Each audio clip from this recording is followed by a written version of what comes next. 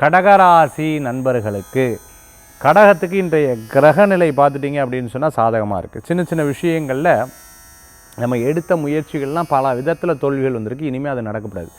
வெற்றிகளை நோக்கி உங்களுடைய எண்ணங்கள் இருக்கணும்னு சொல்லிவிட்டு அதுக்குண்டான முயற்சி எடுப்பீங்க. நிச்சயம் உங்களுக்கு சாதகமாக வரும். ஃபர்னிச்சர் சம்மந்தமான பிஸ்னஸ் பண்ணிட்டு இருக்கிறவங்களுக்கு, அதே சமயத்தில் பார்த்துட்டிங்கன்னா சில ஷோரூம்ஸில் வச்சுருவாங்க, வீட்டினுடைய அலங்கார பொருட்கள்லாம் விற்பனை பண்ணிட்டு இருக்கிறவங்க, அனுகூலம் தரக்கூடிய ஸ்போர்ட்ஸ் சம்மந்தமான கடை வச்சுட்டு இருக்கிறவங்களுக்கு, மெடிக்கல் ஷாப் வச்சுருக்கோம், ஹாஸ்பிட்டல் வச்சுருக்கோம், கிளினிக் வச்சுருக்கவங்க, டிரான்ஸ்போர்ட் சம்மந்தமான பிஸ்னஸ் எடுத்து பண்ணுங்க, கார்மெண்ட் சம்மந்தமான எடுத்து பண்ணிட்டு இருக்கிறவங்களுக்கு, அதே மாதிரி மில்லெல்லாம் வச்சுருக்கிறவங்களுக்கெல்லாம் அனுகூலம் தேடி வரக்கூடியதாக இருக்கும்.